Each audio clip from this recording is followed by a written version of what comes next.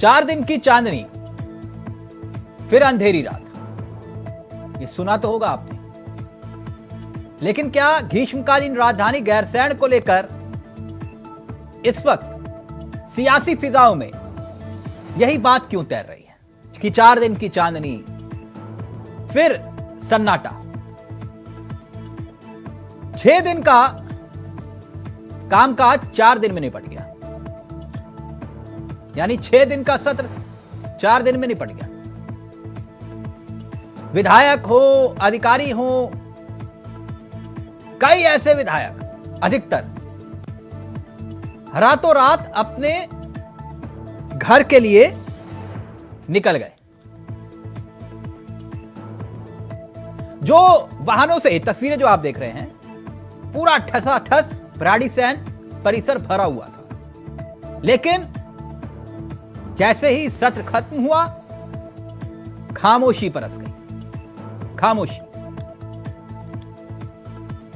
अब विधानसभा सत्र का काम पूरा हुआ, बिजनेस पूरा हुआ, सरकार ने पूरा किया और सत्र अनिश्चित काल के लिए स्थगित हो गया। सत्ता पक्ष और विपक्ष दोनों ही वापसी के दिन गिनते हुए दिखाई दिए। सत्र के पहले दिन से ही विधायक हो या अधिकारी, तभी जुबान में बस एक ही सवाल था। वो सवाल यह था कि सत्र कितने दिन चलेगा भाई। और जैसे ही सत्र पूरा हुआ, वैसे ही पूरा होते ही अधिकारी और विधायक दोनों निकल गए। गैरसैंण को एक बार फिर से नसीब हुआ तो सिर्फ सन्नाटा, सन्नाटा। तो क्या क्या विधेयक, अध्यादेश पास हुए वो भी आप देख रहे हैं। कई महत्वपूर्ण विधेयक इस दौरान विधानसभा में पास हुए। इसके साथ साथ जो काम है, जो सरकार ने बिजनेस पूरा करने के साथ साथ सबके जहन में एक और सवाल रहता है कि आखिरकार कितने प्रश्न पूरे हुए इस बार, क्योंकि 4 दिन के सत्र में क्या कुछ काम हुआ वो भी काफी महत्वपूर्ण हो जाता है। क्योंकि सत्र चला 21 घंटे 36 मिनट। इन 4 दिनों में 21 घंटे 36 मिनट तक सदन की कार्यवाही चली। और इसके साथ साथ प्रश्न कितने पूछे गए, विधेयक कितने पास हुए, अध्यादेश कितने पास हुए, यह रिपोर्ट देखिए और फिर सीधा रुख करेंगे अपने मेहमानों की तरफ और समझेंगे कि आखिरकार 4 दिन की चांदनी फिर गैरसैंण में क्या। देखिए जरा। ग्रीष्मकालीन राजधानी गैरसैंण में 4 दिन की चांदनी के बाद फिर सन्नाटा पसर गया। 6 दिन का कामकाज 4 दिन में निपटाने की करामात कर कई विधायक और अफसरान रातों रात अपने गंतव्यों के लिए कूच कर गए।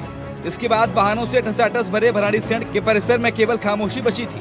पहाड़ की दुश्वारियां और भराड़ीसैंण की ठंड शायद कोई ज्यादा दिन झेलने को तैयार नहीं था। इसलिए हर बार की तरह भी इस बार आनंद फानंद में सत्र निपटाने की पटकथा लिखी गई। इस पटकथा के किरदार पक्ष और विपक्ष दोनों ही ओर थे। विरोध, नाराजगी, हंगामा और बगैर चर्चा के विधेयकों और विभागों के बजट की फटाफट मंजूरी इस पटकथा के प्रमुख हिस्से थे। भराड़ीसैंण से विदाई के लिए मंत्रियों, अफसरों और विधायकों को कड़ाके की ठंड में रात 10 बजे तक विधानसभा के सभा मंडप में लगातार ही बैठना भी मंजूर था। भराड़ीसैंण बजट सत्र कथा की शुरुआत 13 मार्च से हुई थी। इस दिन राज्यपाल का अभिभाषण हुआ। इस दौरान विपक्षियों ने ऐसे हंगामा काटा कि राज्यपाल को खुद हाथ जोड़कर अनुरोध करना पड़ा, कम से कम उनके अभिभाषण की आखिरी लाइनें सुन लें। लेकिन विपक्ष कहां मानने वाला था। उल्टा उनकी ओर राज्यपाल गो बैक के नारे लगाना शुरू कर दिए। सत्ता पक्ष के लिए निशाना साधने का इससे बढ़िया मुद्दा ही नहीं था। लिहाजा बजट अभिभाषण पर चर्चा से ज्यादा सबका जोर कांग्रेस के सदन के लिए आचरण को कोसने पर रहा। रही सही कसर कांग्रेस के 15 विधायकों के निलंबन के मामले ने पूरी कर दी।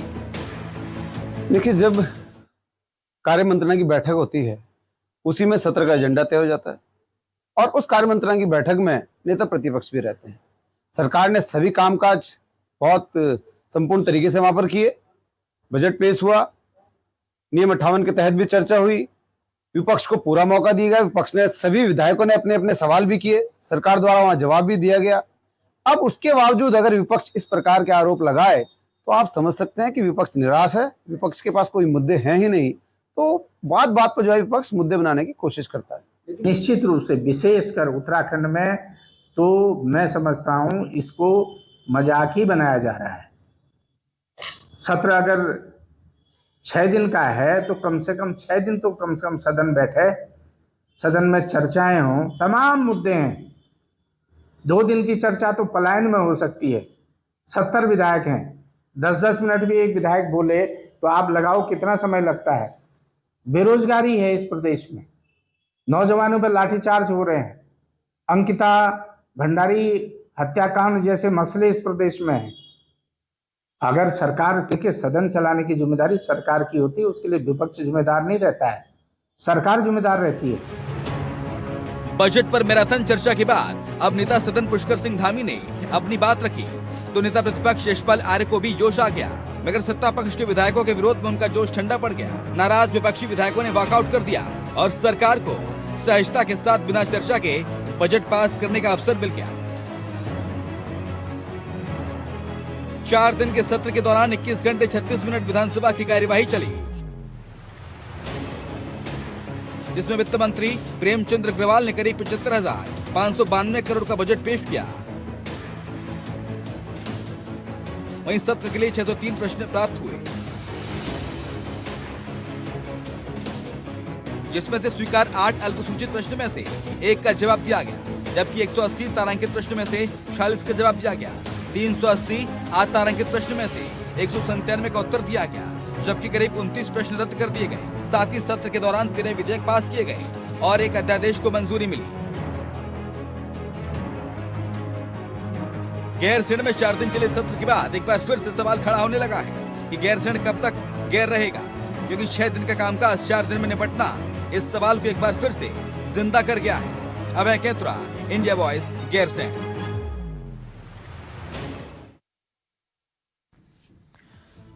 तो आपने देखा कि आखिरकार कैसे सत्र के दौरान बहुत कुछ घटा, बहुत तेजी से घटा और 4 दिन के भीतर सरकार ने अपना कामकाज यानी कि बिजनेस पूरा कर लिया और उसके बाद सदन अनिश्चित काल के लिए स्थगित कर दिया गया। इस दौरान 13 विधेयक जो पास हुए वो लगातार हम आपको दिखा रहे हैं कि कौन कौन से 13 विधेयक पास हुए और एक अध्यादेश इस दौरान पास किया गया। इसके साथ साथ कुछ प्रश्न थे, प्रश्नों की सूची थी, वो प्रश्न भी सदन के दौरान गूंजे।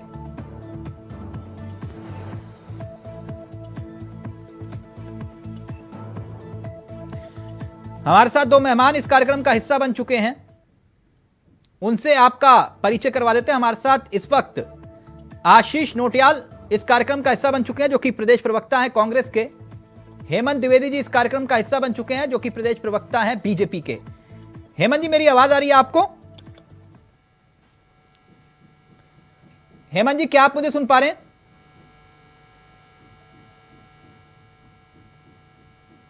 आशीष नोटियाल जी,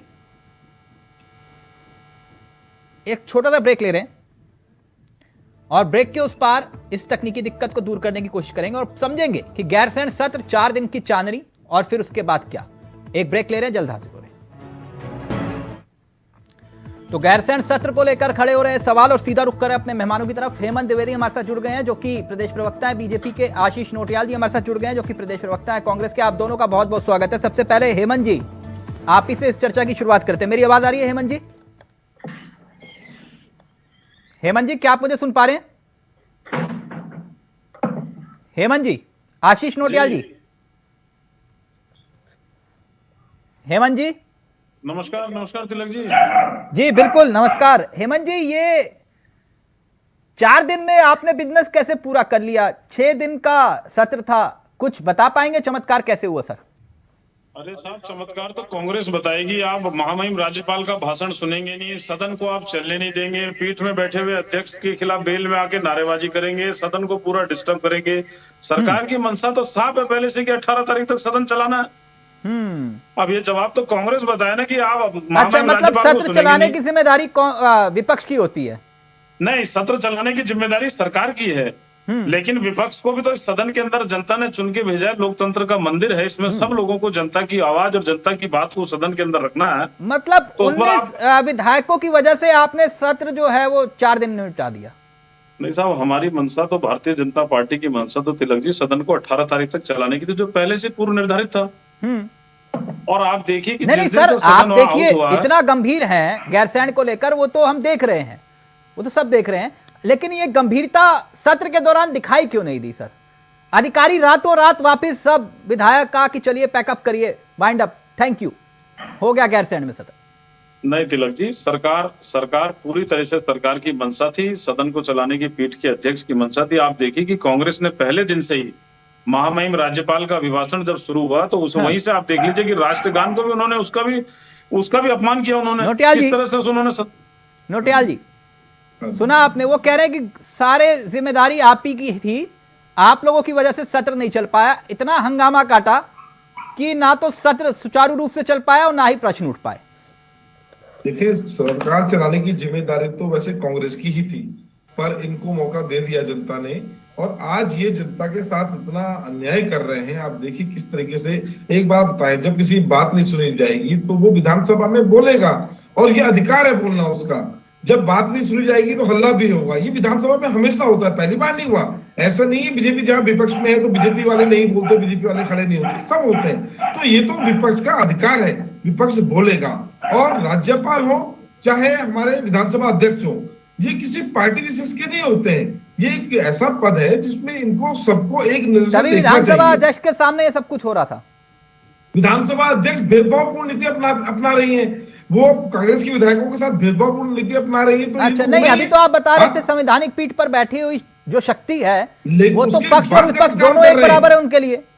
उसके बाद सब एक बराबर होने चाहिए, होते हैं, पर इनकले नहीं है। नहीं, हेमंत जी कह रहे हैं ये चलाना चाहते तो हम चला देते।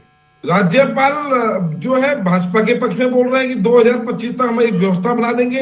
अरे राज्यपाल भाजपा का थोड़ी है, राज्यपाल तो राज्य का होता है। आशीष जी, हाँ जी, हाँ जी, आपकी सरकार में राज्यपाल वही पढ़ते जो अभिभाषण होता है सरकार का, जब आपकी सरकार। लेकिन भाषण में आप उस पार्टी का पक्ष नहीं लेंगे। हेमंत जी जवाब दीजिए। सत्ताधारी पक्ष का पक्ष ले रहे थे। राज्यपाल का अभिभाषण प्रदेश के विकास और सरकार की भावी नीतियों का दस्तावेज होता है। भेदभावपूर्ण रवैया अपना रही थी। नोटियाल जी, तिलक जी देखिए, राज्यपाल का जो अभिभाषण होता है वो प्रदेश के विकास और सरकार की भावी नीतियों का दस्तावेज होता है। भाई राज्यपाल के अभिभाषण को तो आप सुनेंगे ना, जब सुनेंगे तभी तो चर्चा होगी। पूरा भाजपा जब आप सुनेंगे, जब आपके अंदर सुनने की होगी तो आपको सुनना तो है नहीं। और जो कांग्रेस के विधायक है, कोई आज पहली बार विधायक नहीं है, सुनेंगे जब तक आप सुनेंगे नहीं, चर्चा कहां से होगी? आप चर्चा आप सुनना ही नहीं चाहते। यानी मैं ये समझूं हेमंत जी तानाशाही रवैया को कौन सुनेगा? आप तानाशाही करेंगे, कोई भी सुनता रहेगा क्या आपकी? हेमंत जी आपकी सरकार जो है, एक मिनट आशीष जी, आपकी जो सरकार है ना सर, वो बाहुबली की तरह है। बाहुबली मतलब समझते सर, ताकत, जिस सरकार के पास ताकत, बैसाखियों की जरूरत ही नहीं, और फिर भी सत्र चल पाए 6 दिन, 6 दिन नहीं चल पाए। बताइए, गैरसैंण सब नाराज हो, गैरसैंण चलो, लेकिन चलो तो लेकिन सबको ठंड लग जाए। पहले दिन ही उठ के दिल्ली भाग जाते हैं। इनकी मंशा ही नहीं है सरकार की मंशा नहीं होती तो सरकार ने पूर्व निर्धारित समय तारीख किया था कि 18 तारीख तक सदन चलेगा। सर मैं वही कह रहा हूं, राज्य में मुद्दे खत्म हो गए थे क्या? राज्य के सभी मुद्दे खत्म हो गए थे। राज्य के मुद्दों की चर्चा तो सदन में होगी। जब सदन को कांग्रेस चलने देगी तभी तो सदन चलेगा। नहीं चलने जब वो देगी। सदन चलने नहीं दे रही है, जब वो महामहिम राज्यपाल का अभिभाषण सुनने को तैयार नहीं है, बार-बार पूछ रहे हैं, जब वो अध्यक्ष की पीठ पर बैठे हुए अध्यक्ष का अपमान कर रहे हैं कि गरिमामय पद है, उस पद अध्यक्ष को नहीं सुन रहे पीठ की, महामहिम राज्यपाल को सुनने को तैयार नहीं है, और हर बात पे आरोप और प्रत्यारोप, सिर्फ उनको राजनीति करनी, अपनी लोकप्रियता, राजनीति को उनका कोई कांग्रेस की स्थिति करती है, इसके अलावा कुछ नहीं करती। राजनीति करे, लेकिन राज्य के विकास के मामले में आप राजनीति मत करिए। आप एक महिला के साथ बलात्कार हो गया, आप वीआईपी को बचाने की कोशिश कर रहे हैं। क्यों वीआईपी का नाम नहीं बताया आपने? वीआईपी का नाम आपके आज- पास है तो आप बता दीजिए ना, सरकार जांच कर रही है, हाईकोर्ट ने तुम्हारे कह दिया आपकी सरकार सही पार्टी का दिशा में है, जांच कर रही वीआईपी है। तो आपकी पार्टी का है, ये तो अरे आप भाई आप बताएंगे। बताइए ना नाम, फिर हमारी पार्टी का तो आप नाम बताइए, कार्रवाई होगी उनके खिलाफ, सही नहीं, कार्रवाई मतलब होगी, आप आपको ये पता है हमारी जिम्मेदारी पार्टी का हमारी आपके पास नाम है, जांच आप आप करवाइए, ये नाम हम सस्ती बताएंगे। लोकप्रियता के लिए आप ये मत तो आप दीजिए क्या ना एफिडेविट कोर्ट में, आप पूरा कोर्ट में एफिडेविट उत्तराखंड दीजिए, हाईकोर्ट में, पूरा उत्तराखंड मांग हाईकोर्ट रहा में है इस जांच चल रही है, जवाब एसटी के पास दीजिए, आपके को। पास ये एविडेंस है। आपकी पार्टी का कोई बड़ा मंत्री है जिसका अरे नाम जब आप आपको बताने में सब डर पता रहे है कि हैं। हमारी पार्टी का तो अच्छा आप दीजिए ना, आशीष जी, आपके पास एक साक्ष्य मिनट, होंगे। हेमंत जी, आरोप एक लगाना सेकंड, थोड़ी होता है कि आप एक कुछ भी मिनट, आरोप एक लगा मिनट, दें। एक मिनट, आशीष जी, अरे आशीष आपके जी, पास क्या सुनिए, पूछताछ पूरे की देश आप से लोगों ने? कांग्रेस को जनता आशीष नकार जी, दी है, कहाँ हुआ? पूरे देश एक से मिनट कांग्रेस को प्लीज, जनता हेमंत जी, नकार एक चुकी है, मिनट, जनता हेमंत जी, ने हेमंत जी, आपको झगड़ा जिताया नहीं, है। झगड़ा नहीं, एक जनता ने मिनट, मैंडेट नहीं दिया हुआ। है। हेमंत जी, एक मिनट, आशीष झगड़ा नहीं, आशीष जी, यानी आप ये कह रहे हैं कि आपके विधायकों को ठंड नहीं लगी थी जिस वजह से वो वापस आने की जिद पर थे, इनके विधायकों को ठंड लगी थी। लेकिन मुझे एक बात बताइए, लेकिन खबर तो ये है कि सत्र के दौरान इन्हीं के विधायक मंत्रियों को घेर रहे थे, आपके विधायकों से ज्यादा। तो बिल्कुल ठीक कहा आपने, भाजपा वाले ही विधायक भाजपा वालों को ही घेर रहे थे। हाँ। ये हो रहा था, ये जवाब देने की स्थिति में थे ही नहीं, आपकी क्योंकि इनको सरकार में जवाब भी ऐसा ही देना होता आता था। नहीं है। नाम लेकर बताऊं और कौन बजट कौन से ऐसा विधायक बनाया कौन जो कौन से राज्यों सवाल को डुबाने पूछते वाला थे। बजट है। ऐसा बजट बना के रख दिया, भव्य बजट कहते हैं, राज्यों को डुबाने वाला बजट है। राज्य पहले ही पर कर्जे भी में तो पड़ा जनता हुआ ने है। हमें चुना है, आपने राज्य को किसने डुबाया सबको पता है, पूरे देश आपने में डुबाया, कांग्रेस की स्थिति देख रहे सबको हैं पता सब है, आपको, तभी सब तो आपको जनता देख ने रहे आपको हैं। नकार दिया, कर्जा ले लेके पब्लिक घी ने पीने का तभी काम आपको कर रहे हैं नकार आप दिया लोग। है। किस तरह आप कर्जा ले रहे हैं, कर्ज के ऊपर कर्ज ले रहे हैं। कांग्रेस राज्य को को जनता कर्ज ने निपटाने नकार की दिया, पूरी आपकी तरीके से योजना पूरे क्या देश है? में नकार दिया है। और अभी आने इस वाले दिन लोकसभा आपने चुनाव भी झूठ आप को, देख लीजिए, आपने झूठ को स्वीकार कर लिया है तो नकार दिया। अरे झूठ को झूठ स्वीकार बहुत नहीं लंबा कर नहीं लिया, चलता, जनता को पता है जो झूठ हमारा कभी मूल खत्म मंत्र है, होता है। सबका झूठ साथ, भी सबका विकास और सबका विश्वास। हेमंत जी, दिख एक रहा है मिनट, सबका एक काम मिनट, कर रहे हैं। महिलाओं के आशीष साथ जी, आप एक क्या सेकंड, अत्याचार एक करते सेकंड, हैं। एक सेकंड। अब ये जो 6 दिन का सत्र 4 दिन में है सर, गैरसैंण फिर से सन्नाटा, वही सब कुछ। अब ये कल से प्रश्न, अब गैरसैंण अगली बार कब जाएंगे? सब कहेंगे अगली बार जाएंगे, गैरसैंण जिंदाबाद और गैरसैंण चलो। लेकिन मुझे एक बात बताइए, ये पहाड़ की दुश्वारियां, भराड़ीसैंण की ठंड शायद ज्यादा दिन तक झेल नहीं पाया कोई। हकीकत अब जनता तो यही सोचेगी ना, परसेप्शन, ये एक विपक्ष को नैरेटिव। जवाब दे ही नहीं पाए, इनके इसलिए पास जवाब देने के लिए था इसलिए नहीं। हर बार की इन्होंने- तरह हुआ यह कि आनन फानन में सत्र को निपटाने की पटकथा लिख दी गई। यह पटकथा लिखी किसने, यह एक जनता के सामने यक्ष प्रश्न है।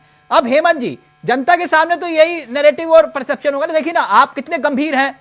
पाई पाई उत्तराखंड की जनता की लगी हुई गैरसैंण में, लगी कि नहीं सर? और लेकिन अच्छा, 6 तिलक दिन जी में बताइए। और 4 दिन में हो गया है, और फिर हम कह रहे हैं कि ना गैरसैंण जिंदाबाद, ग्रीष्मकालीन राजधानी जिंदाबाद। अब ऐसी पहाड़ का विकास होगा सर, बताइए, आपके राज में वो भी इतने बहुमत की तिलक- सरकार, बाहुबली। तिलक जी मुझसे पूछ रहे हैं, मैं जवाब दूं? हाँ सर, सत्ता में आप ही हैं। तिलक जी, आप ही बताइए कि जब सरकार की मंशा पूरी तरह से स्पष्ट और साफ है हाँ कि जो सदन है वो 18 तारीख तक चलेगा। ठीक। आप जिस दिन से हाउस चला है, महामहिम राज्यपाल के अभिभाषण से लेके और आज 17 तारीख के आज तक आप देख लीजिए कि कांग्रेस ने किस तरह से, किस प्रकार से उस सदन को चलाने में कितना सहयोग किया है। और अगर सार्थक चर्चा होगी तो सदन के अंदर चर्चा होगी ना, सर, सड़कों पे तो चर्चा होगी।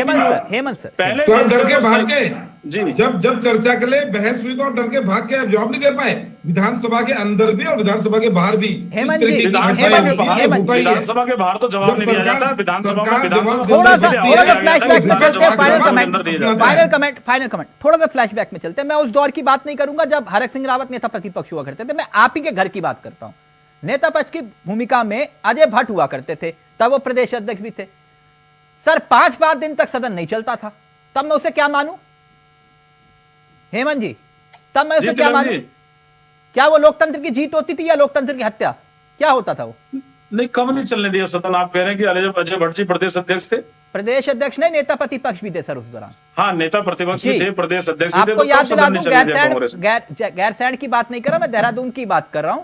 आप लोगों को याद नहीं होगा तो उठा के देखिएगा रिकॉर्ड सर, विधानसभा का, और दिन तारीख भी तिलक बता जी, देता हमारी हूं। पार्टी और भारतीय जनता पार्टी- केदारनाथ आपदा के बाद 5 दिन तक सत्र नहीं चला था। याद आया सर सबको? तब क्या था अरे ये करे तो सही, दूसरा करे तो पाप। इनका सर? यही है आप भी दूध के धुले हुए नहीं है आशीष जी। आप लोग भी बिजनेस पूरा नहीं, करके thank you tata bye bye कर हम तो देते बोल ही थे। नहीं रहे, हम तो बोल ही नहीं रहे। नहीं तो आप तो बोल ही रहे हैं कि सरकार, जब सत्ता में आप होते तो आप भी बिजनेस पूरा करते हैं और कहते हैं कि thank you tata bye bye. ऐसा नहीं है कि कुछ हेमंत जी नया कर रहे हैं, आप भी यही करते थे। हेमंत जी ने, इन लोगों ने युवाओं के साथ अन्याय किया चलिए। हुआ है, महिलाओं के साथ अन्याय किया हुआ है, ये बोलने के लिए इनके पास कुछ था ही नहीं। तो सर इनको सदन खत्म खान, नहीं करना आप अपनी था। बात रखते, किसने रोका आपको? सारे अब ये अन्याय पहाड़ जो की है, दुश्वारियां और भराड़ीसैंण की ठंड आपके विधायकों को भी लगता है रास नहीं आई। अब लेकिन फिर आप कहेंगे कि नहीं, सीना चीर के देख लो, गैरसैंण हमारे दिल में है ना नोटियाल जी? ये सब चीजें प्रैक्टिकल नहीं होती हैं। तिलक जी हमारी मंशा तो साफ है और हमारा जो मूल मंत्र ऐसा है कि नहीं होता सबका साथ नोटियाल और जी, तो सबका आप ही के विश्वास। वही मोदी जी के जो नेतृत्व में बड़े से बड़े गैरसैंण बड़े जिंदाबाद के बड़े नारे बड़े लगा रहे थे, वो बड़े देहरादून में बड़े आके बड़े कोठी बना रहे हैं। हमारी अपना पूरी नहीं कुछ मंशा करना नहीं है, साफ बात है। ऐसा नहीं होता ना नोटियाल जी, जनता को वो बताओ। आप ही के विधायक जो गैरसैंण जिंदाबाद के नारे लगा रहे थे, देहरादून में अपनी कोठी बना ली उन्होंने, बोले गैरसैंण जिंदाबाद, है कि नहीं? नाम लूं क्या? बुरा लग जाएगा आपको। थैंक यू सो मच, बहुत बहुत शुक्रिया हेमंत जी आपका भी और नोटियाल जी आपका भी। लेकिन मसला यही है कि सत्र अगर सरकार चलाना चाह रही थी तो क्या विपक्ष नहीं चाहता था?